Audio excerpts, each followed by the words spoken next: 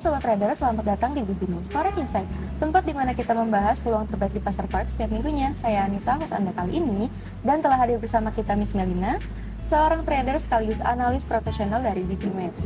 Dan kita bakal kupas tuntas bagaimana dampak berita-berita ini di market. So langsung aja kita masuk ke sesi Q&A. Pertanyaan pertama, mengapa nih Miss, data inflasi CPI Amerika Serikat menjadi perhatian utama pasar di minggu ini? Oke, data CPI menjadi indikator utama untuk mengukur laju inflasi di Amerika Serikat dan sangat mempengaruhi arah kebijakan suku bunga The Fed. Pada kalender ini, CPI bulanan diperkirakan turun menjadi minus 0,1% dari 0,5%. Sedangkan CPI tahunan diproyeksikan melambat dari 4,2% menjadi 3,8%.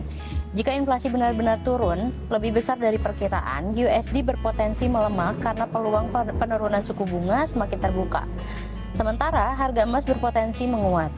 Dan sebaliknya, jika inflasi masih tinggi di atas ekspektasi, USD berpeluang menguat karena pasar akan memperkirakan The Fed mempertahankan suku bunga lebih tinggi lebih lama. Oke, kita ke pertanyaan kedua, Miss. Apa perbedaan core CPI dengan CPI biasa dan mengapa trader perlu memperhatikannya, Miss? Oke. Core CPI mengukur inflasi tanpa memasukkan harga makanan dan energi yang cenderung berfluktuasi, sehingga dianggap lebih mencerminkan tekanan inflasi jangka panjang.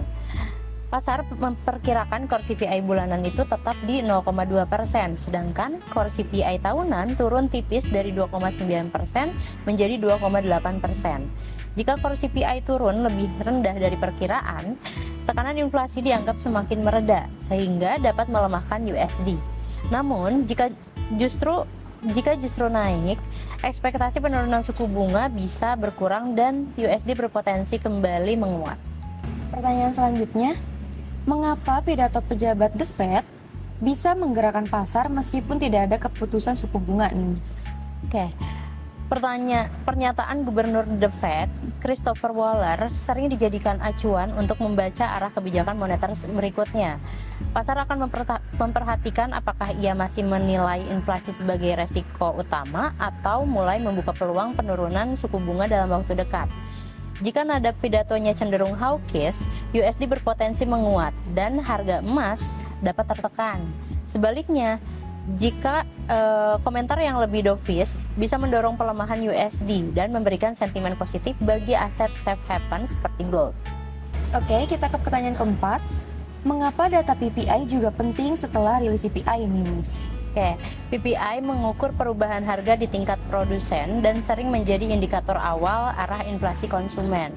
Minggu ini core PPI diperkirakan turun dari 0,4% menjadi 0,3%, sedangkan PPI utama diproyeksikan melambat dari 1,1% menjadi 0,0%.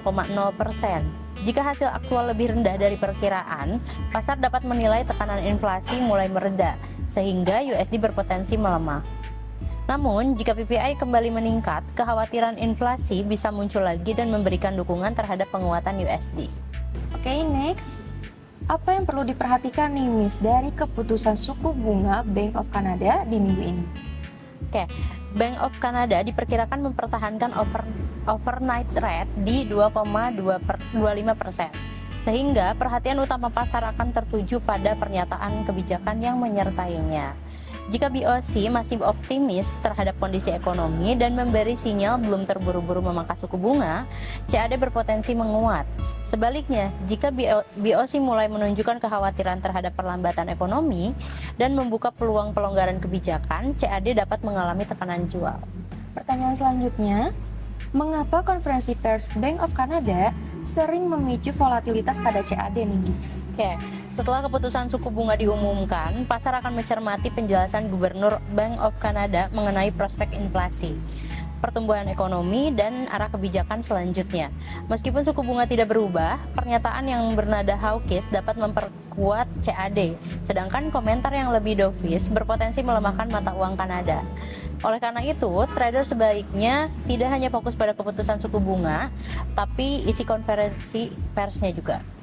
Pertanyaan ketujuh, mengapa pidato Gubernur Bank of England penting bagi pergerakan pound sterling nih, Miss? Oke, pidato Andrew Bailey dapat memberikan petunjuk terbaru mengenai pandangan Bank of England terhadap inflasi dari kondisi ekonomi di Inggris.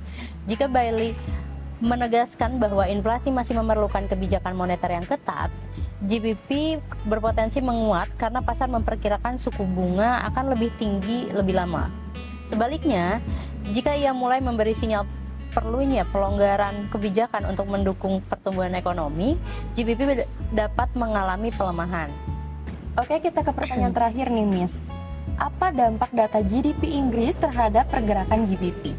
Oke, produk domestik bruto atau GDP merupakan indikator utama yang menunjukkan pertumbuhan ekonomi Inggris. Setelah bulan sebelumnya mengalami kontraksi 0,1%, pasar memperkirakan GDP bulan ini kembali tumbuh jadi 0,1%. Jika hasil aktual lebih tinggi dari perkiraan, GBP berpotensi menguat karena mencerminkan aktivitas ekonomi yang mulai pulih. Namun, jika kembali mencatat pertumbuhan yang negatif, kekhawatiran terhadap perlambatan ekonomi Inggris dapat meningkat dan memberikan tekanan pada pound sterling. Oke, itu tadi kesimpulan dari pembahasan kita kali ini. Semoga dari apa yang sudah kita sampaikan bisa bermanfaat untuk plan trading Bapak Ibu di minggu ini. Happy trading!